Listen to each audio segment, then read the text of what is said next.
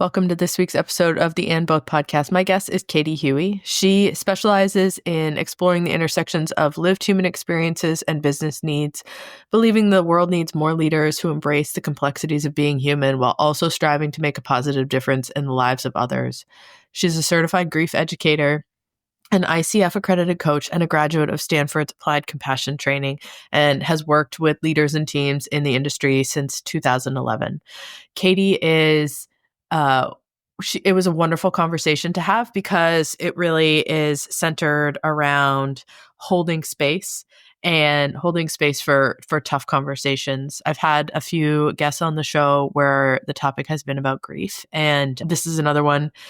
And grief with, significant close family member loss. And what I really like about her view and perspective and journey in this is that it's really, she has a day-to-day focus, which I think is hard to maybe necessarily see when you're in the midst of something like this, overwhelming grief. The day-to-day and the staying true to yourself and taking care of yourself and remembering to put yourself into the equation or factor it in there. So she also has written a blog, I believe it's 10 years old, called 52 Beautiful Things. She's a phenomenal writer, and I really love this conversation.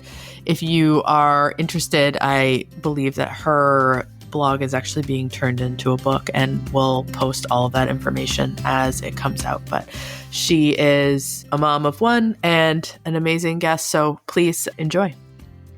Hello and welcome to the And Both podcast. Here we are going to hear from moms and those in motherhood that are doing the thing that works for them. They are honoring themselves alongside the all-encompassing role and level of expectation that is modern motherhood.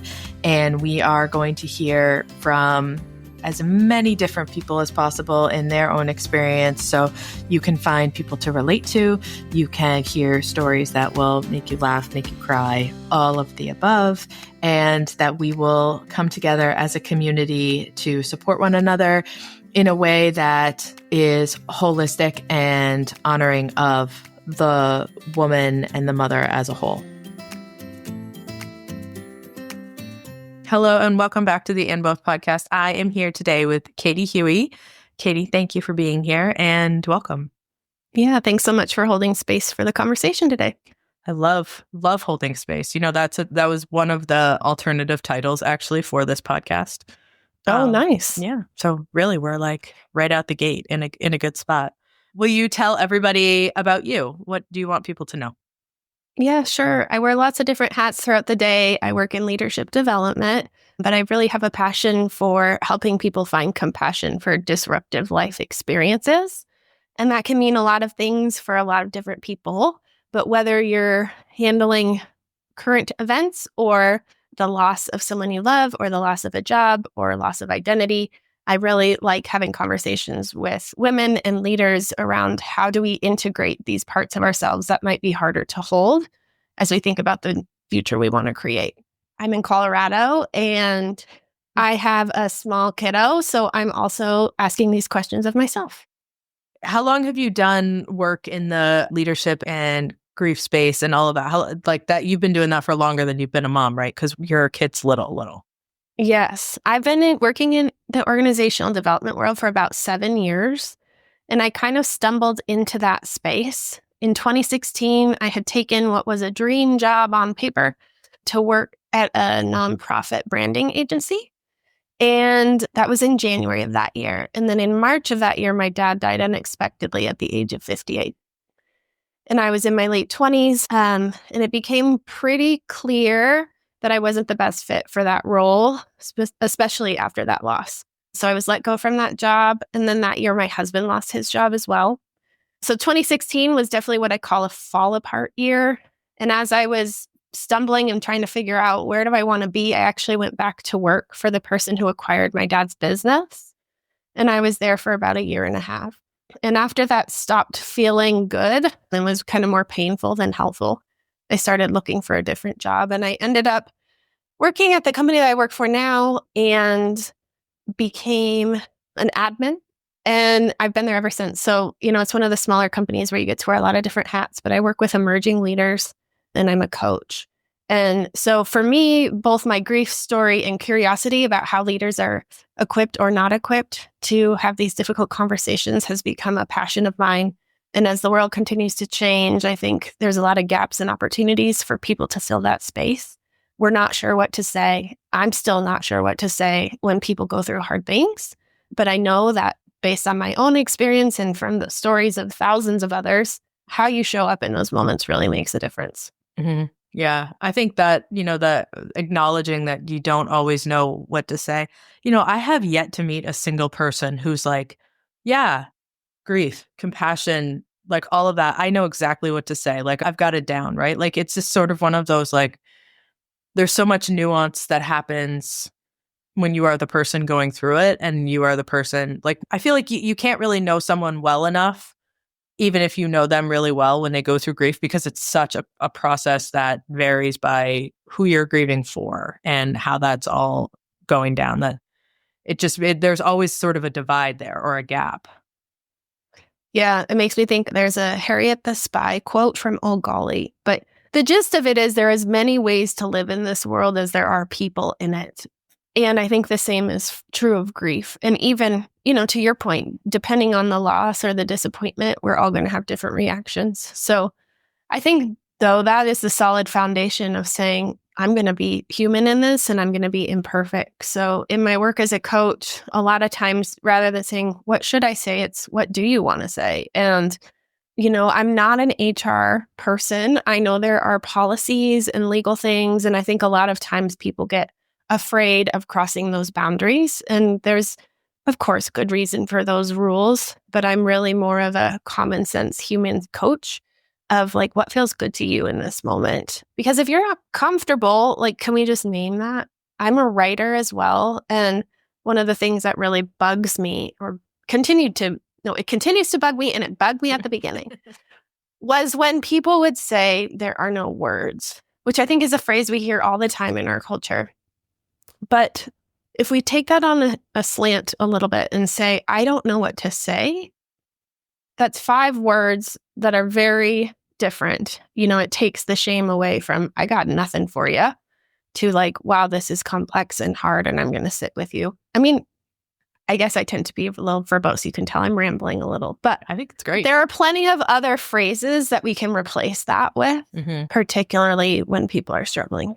Yeah. And I think too, like I agree totally, because I think the people will just say like, I'm not sure what to say, but I'm not sure what to say is like, I don't want to say the wrong thing. So the idea is like, I don't want to stick my foot in my mouth. So I'll just not say anything at all. And I will just dance around the subject or the topic. And people just sort of like that, like, that's like doubling down on someone feeling terrible about something that has happened in their life. Yeah. It's such a big area. And I'm really surprised that there's so much that isn't done especially in these like bigger corporate workplaces around grief, because it is such an impactful piece of the human experience and also the humans that show up to work in that company. Mm-hmm. There's definitely a gap. And I think that's changing slightly. The pandemic really revealed so much of our humanity. We're in our living rooms, we're in our bedrooms.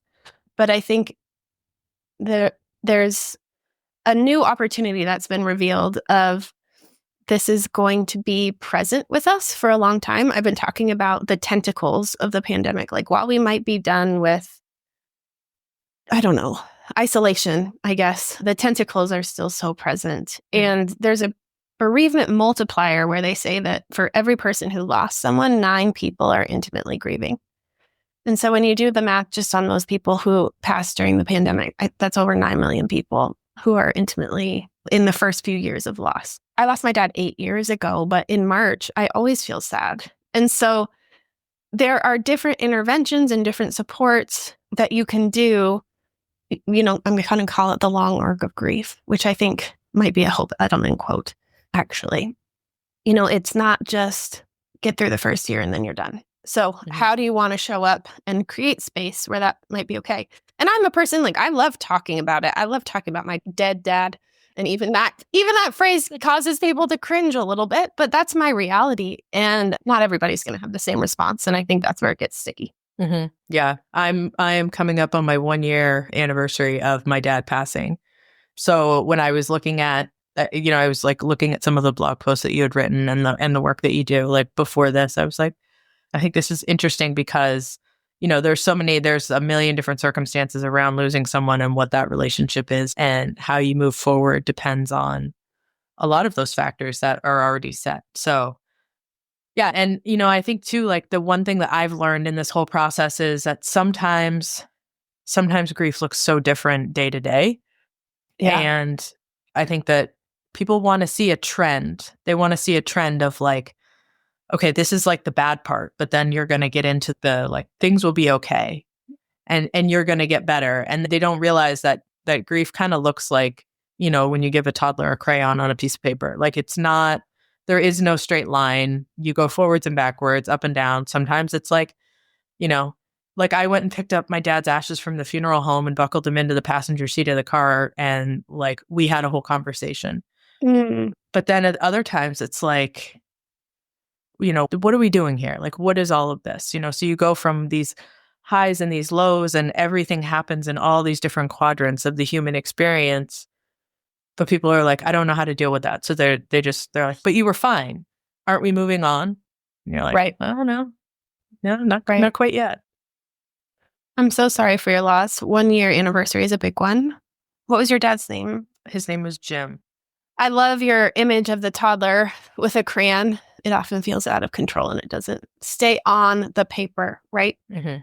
Yeah. And I think too, like if it doesn't make sense for people, the struggle to make it make sense for other people is hard too. Like there's a whole long story around the events that led up to his death and many of the events after. And it's always really interesting because I know who heard what from who leading up to the perspective of how they interact with me around it. And it's been a really eye-opening experience to be in the position that I'm in the community that I live in the area that I live in, to be like, this is really interesting. My dad died of suicide. So that's the other layer that like people don't really want to talk about, or they don't really want to they don't really know what to do with. So I always put it out there because like, it is what it is. Like I don't have any control over that. And yeah. So it's, and what you're naming is that complex grief of having to navigate other people's emotions and your own emotions. I call them before and after people. Mm-hmm. Those who knew me before and those who met me after my dad died and don't know the story. And I too, I'm sensing you're in the same community where he was, or maybe you had some roots there. Mm-hmm. Yeah. I too am in the same community where I grew up and where my dad had a business for 20 years, and dodging people in the grocery store, I still do sometimes. Mm-hmm. Where it's like, I just don't have the capability to navigate their emotions. And I think that could sound a little blunt or harsh, and maybe that's a different reflection than what we would expect from leaders. But there's a delicate dance of how do we care for ourselves and hold our stories and what we know to be true. Mm-hmm. And then how do we, also not take on what doesn't need to be ours. Yeah. And this is the question that I have thought of as I was reading your things. Right. So 2 questions. 1, how did that change for you? The grieving, and how does the work that you do, and does the meaning of all of that change from before having a child to after having your own child now? So that's question 1. I won't do the 9-question lineup that people give in interviews and then they're like, okay, yeah, that's great. 1 question at a time. I mean, short answer, profoundly. Mm-hmm. There's a Harry Potter reference, and I use this a lot. I'm not sure if you're a J.K. Rowling. Well, you don't have to be a fan for a Harry Potter fan. Harry Potter, yes. Her, not so much. I know it's a little controversial right now, but in the books, the animals that pull the carriages are called thestrals. And you can only see the thestrals if you've lost someone that you've loved. And so, Harry can see them, and Luna can see them, and Neville can see them. But Ron and Hermione can't. And I think about that metaphor a lot there's profound elements of grief that you can't see until you see it. because you've had to deal with it personally. And for whatever reason, I got to deal with that in my early 20s. I have friends who lost their moms when they were 10. And I have friends who are in their 50s who still go to lunch with their 80-year-old parents, so it's not just parent or family grief either. But I think anticipating a baby without my dad was incredibly difficult. Welcoming a baby without my dad is incredibly difficult. My daughter is at the point now, we have this whole little song that we sing about who our family is, and we include my dad's name in it. But even the other night at dinner, I was saying, Papa Roy loved French toast. And I guess we were eating breakfast. And she looked at me kind of confused, and I could tell she was trying to place, who is Papa Roy? We talk about him, we show her his picture. But I just had this sinking moment in my heart of she doesn't know what I'm talking about. And granted, she's 2. So we'll continue to share the stories. We'll continue to talk about him. When you ask about how has the meaning changed with having a child, it's, again, the profound question of what is mine in this and what is hers. And I had a therapist kind of gently ask me as I was doing some processing, is this your pain or her pain? And it hit me strongly that this is really my pain to carry. And she doesn't really know who he is because that's just her reality. And so when you think about the implications of making meaning and building relationship to those who are still not around, as a parent, that feels heavy, but also full of opportunity. And then I think in the bigger implications for my work, sometimes I joke yeah, I'm a lot of fun. I'm always thinking about who's suffering in this room and what are opportunities to make that better or more acceptable. I've had a lot of friends who have had miscarriages this year. And that is one of the areas where I'm not sure what to say or how to hold that. And the more we start to realize these are humans who have things that we don't talk about within us, my hope is that can be more compassionate. So that's a bit of a meandering answer, but the before and after, I really think is, for me, I can't unsee it. Mm-hmm. And my over empathy can get stuck there too, but I could talk about the difference between empathy and empathic distress a little bit as well. Yeah, I love that just sort of putting what's yours in your your bag and knowing that although this is a thing that you can take on, and I think that a lot of times as moms, we take on a lot, right? We take on when your kid, gets picked on at school, when a test doesn't go well, when someone doesn't want to be their friend, all that. We take that on because it feels like it's easier if you take it on than to have them take it on. And what they really need is for people to help them sort of walk through and navigate that. I mean, your daughter is really young, so it's not yeah, the cognition is different at that stage. Yeah. In my family, it's been an interesting experience because my oldest was 10 and next in line was 8. And so they are aware, they have memories and they are aware and they understand. They don't know how he died. And that's kind of that was sort of an interesting piece that I was that's really unnecessary for them.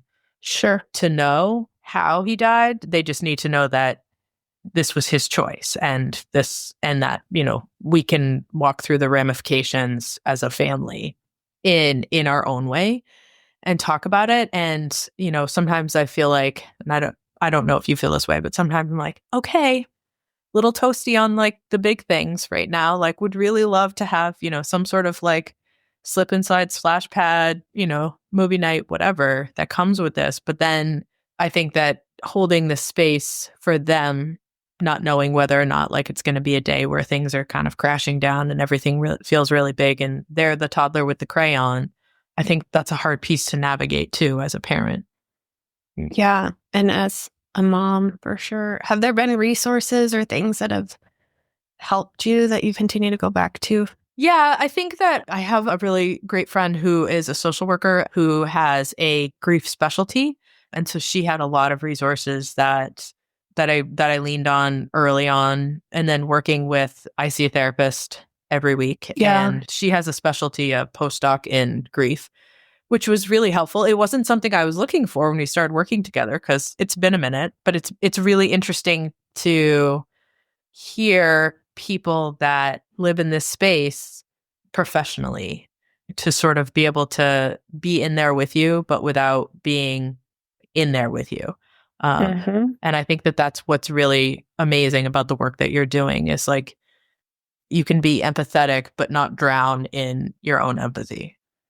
Yeah. And one of the things that I learned when I was doing some compassion studies was the difference between empathy and empathic distress. And, I think especially as a strong empath, I can imagine or take on what other people might be feeling or thinking or fearing, particularly within the people that I love. Like I go there so fast. And my therapist, even a couple weeks ago, she like audibly snapped at me on the screen and was like, "Stop. What you just said, we don't know if any of that is true." And I was kind of pissed at her redirect. And I was like, "What? Like you are calling me out here." But I think I move into that space of imagined pain so easily. And so even still, I'm like, am I a grief coach? Am I a leadership coach? Like, what's the niche that I want to take on? And I share that vulnerably because I know people want you to have a category that you fit into. But that is one of my challenges is how do we use empathy and compassion as superpowers, but not get tangled in what's not ours? I'm sure therapists have a lot of coping skills in that regard, but I'm not trained as a therapist. Yeah. So because what you do for, professionally, personally, all of those pieces are a lot of energy giving and holding space. So how do you take care of you alongside the work that you do? Yeah, that's such a powerful question. It looks different every day. I think my main answer in that is find comfort. And I don't mean like go eat a whole bag of potato chips, although some days. Last night, I was feeling really sad and I had a handful of red vines, right? And I went and watched The Crown. And I was like, I'm going to draw on the strength of the queen. Like, how do we face these historic times with the strength of the queen? So the self-care question is really an interesting one. Being a mom of a young kid who also works full-time, I sometimes get angry at like the lack of time to fall into those normal self-care categories. I'm a writer. I think finding time to process with words continues to keep me grounded. I'd like to say that I was like, oh, I actually wake up at 5:45 and I have a diligent workout routine, but I do not. And for those who do, like, teach me your ways. So I think for me, even I have a little Post-it note on my desk and it says, what does my body or spirit need today? And I really try to use that as a guiding question. I catch myself when I get kind of caught up in anger at others. I'm like, what's going on? How do I redirect? And even last night, bedtime can be the worst time of the day some days. And it's like, I got to tap out.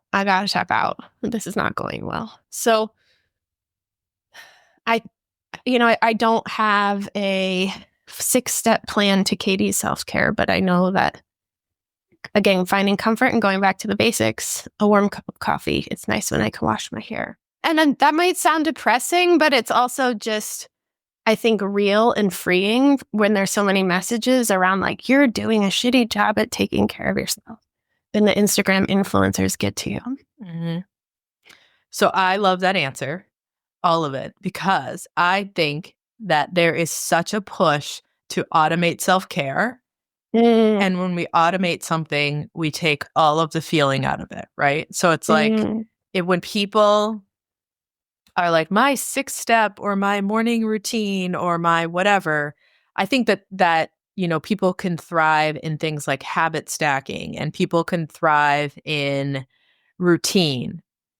But if it's routine that comes from a place of knowing and listening to yourself and saying, okay, I feel better when I exercise. The only time of day I have to exercise is this time. So I get up and I exercise at this time. Versus, oh my gosh, I'm doing such a terrible job. I have to get up in the morning and exercise because that's what I'm supposed to be doing. Yes. And I think that is fundamentally something that keeps so many people in this numb state because you're like, I exercise, I do the hot water and lemon, I drink the smoothie, I like put on the mask and the red light and the glow stick and the like all of that stuff. And they're like, how come I don't feel better? And you're like, well, Yes. do you like that stuff? Like when you put the things on your eyes, does it feel like you just put like a, I don't know, like a wet lollipop on your face? Because that's what I feel. Yes.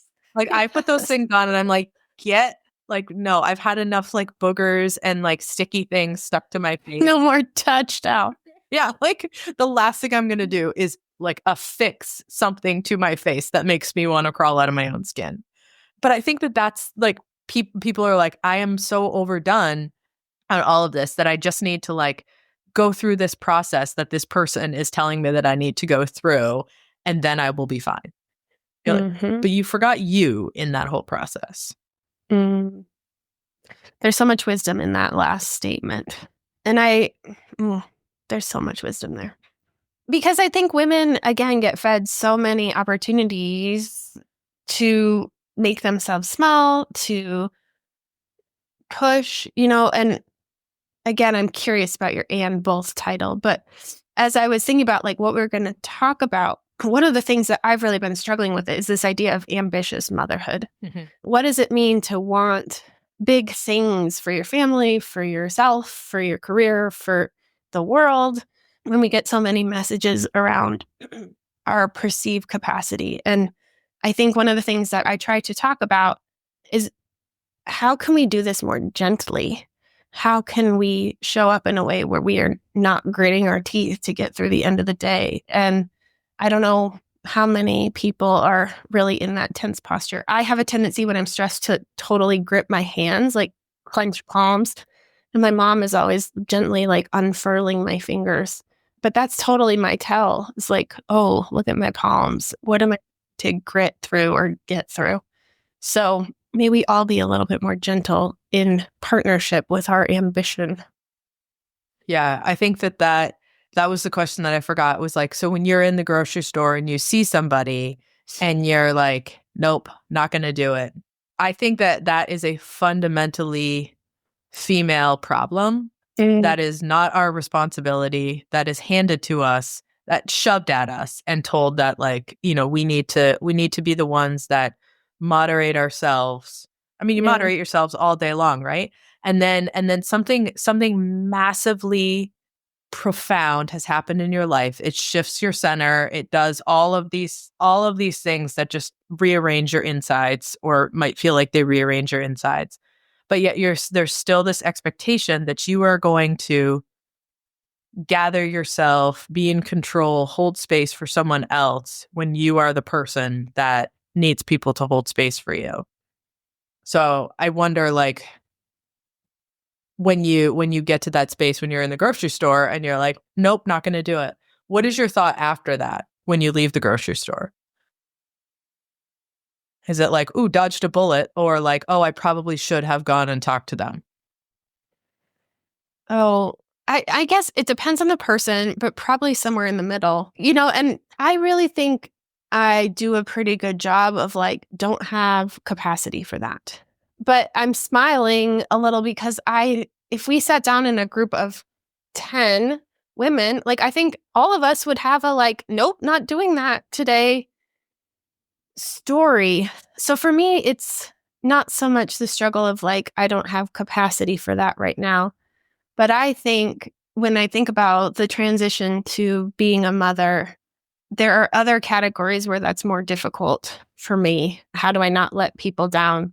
Even, going to work where it's like, my kid has a fever. I need to be home with her. I need to juggle this call. So that's where I think I'm struggling to stand more firm in like, this is what I need today when other people are depending on me. If it's looking at people in the grocery store, I can kind of evade without guilt. But in the spaces where I have to show up every day, particularly, where people are needing things from me, that's harder. Yeah. And especially too, when you become Do you have a thought afterward? My thought is always of joy because I chose myself in that moment. I'm like, I love that. High five. Thank you. Avoid situation I don't want to be in. Conversation that I could probably tell you how it goes back to front. And like, I'm out. Thank you so much. Goodbye.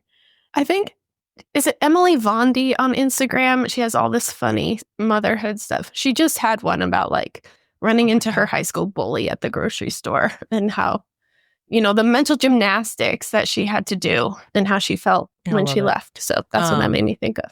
Yeah. You had mentioned the and both. What is the and both that you want to know about? You want to talk about? Oh, good one. Why that order? I like it. I think that there's always there's that notion of like choice as like you have to make a choice versus why do we have to make a choice? Why can't it be all? Which is part of why the holding space was an alternative title for this podcast. It was sort of like, let's just make one big bucket and throw everything in. But I think that they struggle of, and like, can I do that and this thing that I want to do versus I'm going to do both of those. Oh, I like that. Yeah, there's so many applications for motherhood or for me in motherhood and career in that. Yeah. What are the you individual pieces of the and both equation?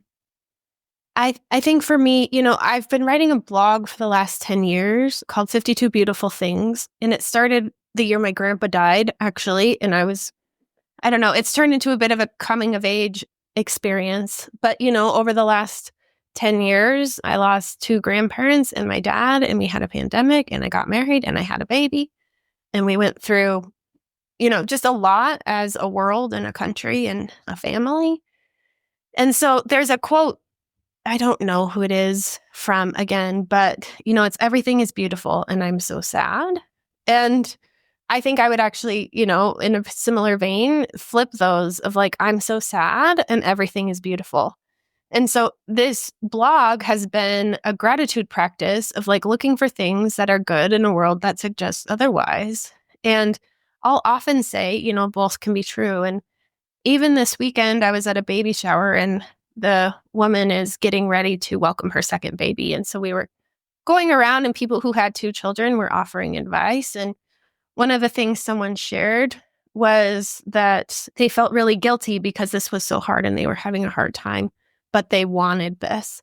And I said, both can be true. It can be hard and you can want this. And I think what I love about that redirect is it feels freeing. It feels more empowering. The either or is a culture conundrum that I think a lot of women are facing. And, I'll just share personally, a lot of times I'm like, do I have what it takes to be a professional working mom? That's like the negative voice in my head, right? Is that what I want? Am I not sure? And I do want to be working. I think I would not thrive full-time at home with kiddos, but there's just so many binary ways of thinking for women that you either are going to do this and go all in and love it, or, pick your metaphor. I think all of us can have something that we resonate with, but I'm so sad and everything is beautiful is the one that kind of rises to the top. So I don't know where both would fit in. I like that a lot because it's this idea, so much of what the either or and the binary that people get forced into is this idea that in order to be doing something well, it has to be all consuming. And I think that's such a tricky space to exist from because you can't do anything well if that's all you're doing. I grew up in Canada and I grew up playing hockey, and I was born in the 80s, so I'm not like 107, but there's a lot of like where I used to live, there's a lot of players that go into the NHL, and that's like the thing, right? Like the culture of hockey in Canada it's a religion, and I was a part of it and I loved it and it was amazing. Years ago, probably about 10 years ago, I saw an interview of, I think it was Bobby Orr, and he was saying that back in the day when kids were all of these people that went to the NHL, when they were kids, they didn't play hockey 12 months out of the year. They weren't on travel teams, and they didn't have private coaching, and they didn't select to like be hockey players when they're like 7, 8 years old and do nothing else. These were kids that they rode their bikes and they played football and they played soccer and they did all of these other activities, and all of these other things that they did were actually helping them develop into better hockey players because there was this carryover of other things. And for me, because I am Canadian and this is such a cultural piece that I grew up with, that is the thing that I relate to about motherhood, is like no one who is doing motherhood with that level of intensity is A, doing it perfectly, and B, probably enjoying every single second of it. Like I grew up loving to play that sport and wanting to do that, but I also loved when it was softball season because then I got a break and I got a way to think about things differently. And I think that is the piece around the culture that of motherhood that is kind of everywhere and anywhere these days, that is doing us a huge disservice as women and telling us that if we are not 1,000,000% in every second of the day and loving it, that we're doing a bad job. Yeah. Well, and for our children, right? I mean, even the other day, someone was asking, what are my daughter's activities? And I was like, activities? Like, she's 2, she goes to daycare. Like, I don't have activities for her. And so I love that idea of how can you be well-rounded and find freedom in all these elements that make you who you are. And no matter what category you're examining, I think there's some wisdom there as you're thinking about thriving. And even, we use this language of thriving a lot. I don't think thriving is sustainable. I don't think humans thrive all of the time. And maybe sometimes part of thriving is struggling. But this idea, again, of ambition, like I'm going to climb the top, I'm going to make all the money, I'm going to get the title. My mom tells me a story a lot of, she worked in corporate America for a while. And, women would get to the top, look around and say, was this it? Is this what I was really wanting? And I think some of that is unraveling, but there's still a lot of pressure. So I love the whole movement right now of like, I'm not going to do that. And then there's all these lists of like, hell no, like I'm not doing the boo basket. Right. And like, if that brings you joy, that's great. Yeah. But my point is rather what brings you joy instead of I have to do all of these things. And how do you not compare? Because weaponizing against each other isn't what we need either. We need lots of community, and we need lots of like compassion in terms of like my choices are my choices and your choices are your choices, and that doesn't mean that my choices are good and yours are bad. And I think that is such a disservice that has been done in so many areas of this country, but there's a lot. Yeah, I love that idea of just saying like it's got to be different, and can we just take a break and just sort of like remember? And that's the listening to yourself piece. Like, do I want to do a boo basket? No. And full disclosure, I didn't know what a boo basket was until this year. And I think, right? Isn't it a this year thing? I don't know. Like you go to Target and you're buying Halloween candy that's still full price, and you walk past Santa Claus and you're like, what? Like what? Just a general what? And then of course your kids are like, why is this stuff out? And like, oh my God, look at the Christmas tree. And I'm just like, I've got to go back to like the Target where you go and you pick it up, because that was such a happier time for me, not going into the store and feeling like you had to like have a flippin' boo basket. Yeah, then do the next big thing. Like, why do we have to make every moment of everything that ever possibly happens the moment? Magic. And I think that's something too, we talk about a lot, like letting your kids be bored, but also letting ourselves be bored. When I was in high school, I was definitely the overachiever. And I think I was scheduled from 6 a.m. till 9:30 at night. And then I'd come home and I'd do homework. And like, I loved it. I had community. I was playing sports. I was in all these things. But when I went to college and I had all this downtime, I totally freaked out and I crashed and I burned, and I came home and I went to state school and I did fine. But sometimes my husband and I joke, And again, this is not a comparison thing, but really more of a permission for me. It's like, it's okay to be ordinary. And where is there beauty in ordinary and extraordinary in ordinary? Because and again, this goes back to like, what do I want or need? When I'm listening to what other people are telling me all the time, I'm just going to get lost. Sometimes I joke too, like there's this, maybe it's unavoidable. I don't know. But, you read all these books about women in their 40s who are like, they're very accomplished. They're letting go. They're finally like, I don't want to be a lawyer. My dad wanted me to be a lawyer. I don't want to be married to a woman. Like other people told me I need to be married to a woman. This unraveling that happens. Sometimes I look around and I'm like, how can I avoid that? But maybe you can't. Maybe that's just life and maybe that's just growing. But I think that's some of the problematic mind language that we have too of like, if I make this choice, then everything else is fixed and I'm screwed. So how do I hold more room for nuance? And I'm not saying there's anything wrong with getting to a point of saying, I don't want this anymore. I actually think that's a beautiful place to be. It can be a scary place to be.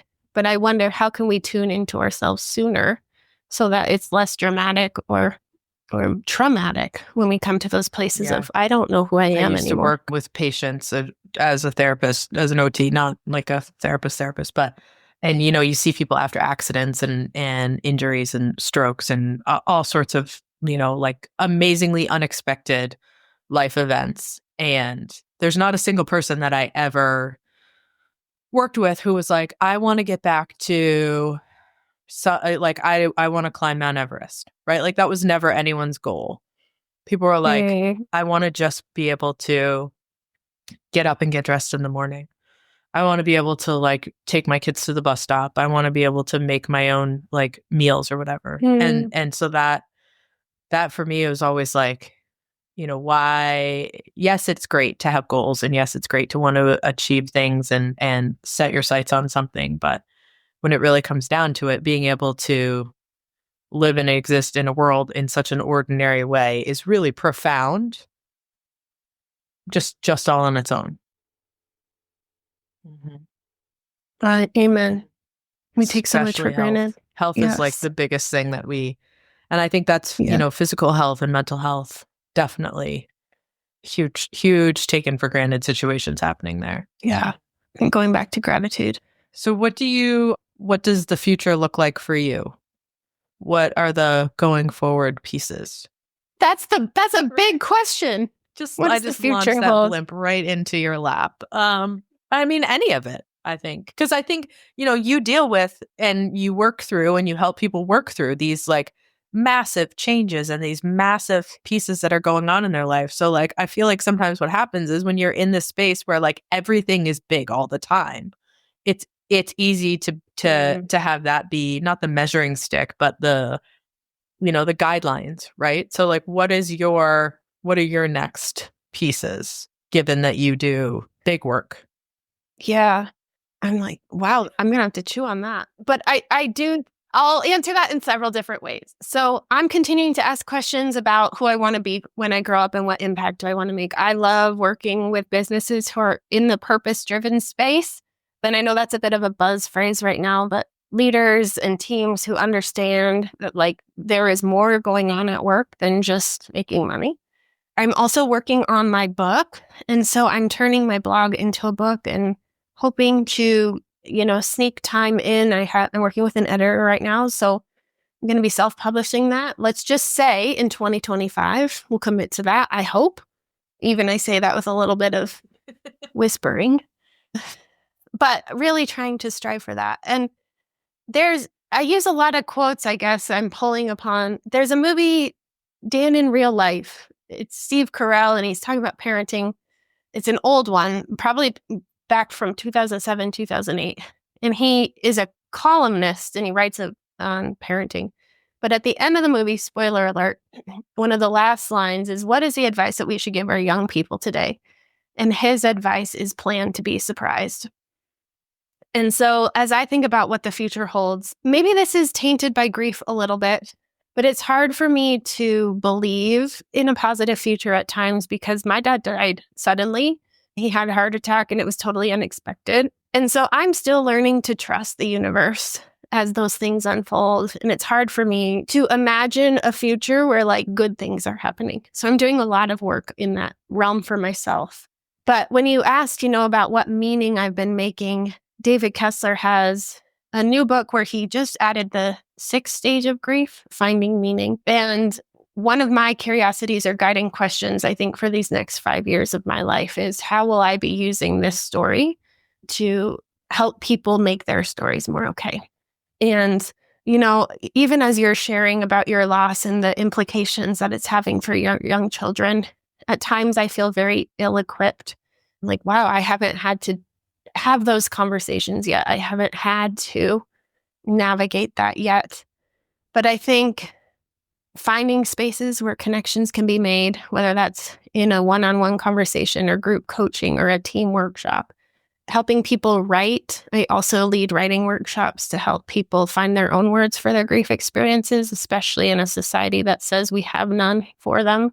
And I want to have some fun. Like, it has been a heavy 5 years. Postpartum was difficult, so, and then people are like, are you going to have another baby? I'm like, maybe, we'll see. So there's a lot of questions, but I think, again, Anne Lamott, she's another writer. She shares a story where her brother had to do a big project, for elementary school. Of course, he waits till the night before it's due. And there's something on birds, and his dad said to him, bird by bird, buddy, you got to do this bird by bird. And so every time people think or ask me, like, what does the future hold? There's an interesting responsibility and freedom in, like, I get to co-create what this future is going to look like, but I'll use Anne Lamott's brother and say, bird by bird. I'm not sure what's coming next. I love it. I did read some of your blog and I was thinking like, okay, there's a ton of material there. Like that is an amazing amount of work and it's beautiful. And I thought, Thank you. These are the things that I think that people will gravitate towards when you have that personal experience and you have those pieces and it's so well written. So I'm really excited that you are putting it together in a book because that's an undertaking.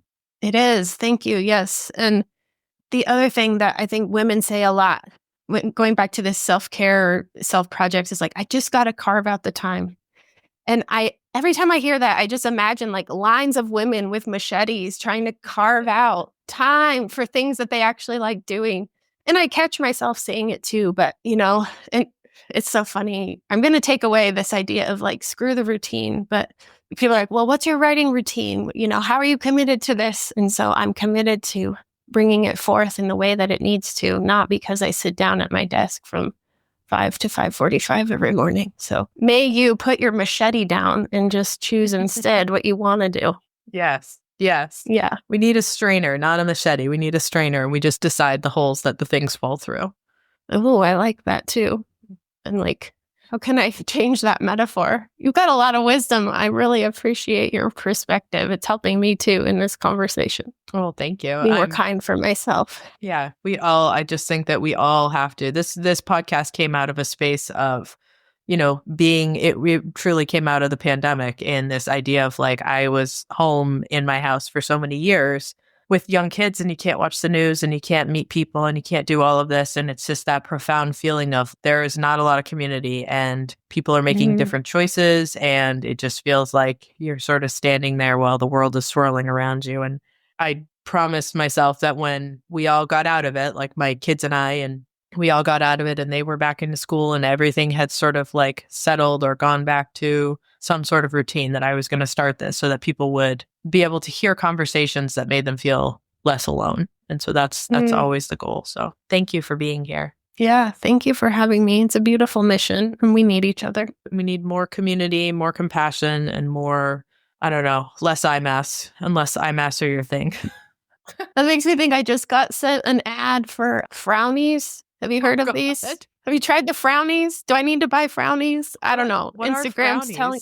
They're like, I don't know. Maybe someone who uses them can write in, but they're like stick-on things that are supposed to help with wrinkles, and you leave them overnight. And I guess they're the new Botox, but not Botox. Here's my answer to that, though. Like, why, if we didn't have things to frown about, we wouldn't need the stupid frownies. You're frowning because you're looking at Instagram going, oh my God, do I need the thing? It's like, forget the thing. Eliminate the thing that makes you frown, whatever that is. That's so funny. Okay, there it is. There's your other truth bomb. Yeah. Right. Take that. Yes. No, I love it. Well, let people know how they can get in touch with you for all the things, and I will be posting up here anytime, whenever you're ready for your book launch and all of those stuff. You have to come back and talk about it. Oh, thank you. I really look forward to that. Yeah, my website is katiehuey.com, just my name. I'm also on Instagram at 52 Beautiful Things, talking a lot about grief, but also, the good in a world that suggests otherwise. My blog has slowed since the birth of my daughter. I used to write once a week. Now it's not as frequent, but those updates also go up on 52beautifulthings.com, just 52. I'd love a conversation about transition or how you're integrating these different parts of yourself into the world you want to create next. I love it. One bird at a time. Yeah, bird by bird. Thank you. This is fun. Yeah, thank you for being here. Yeah.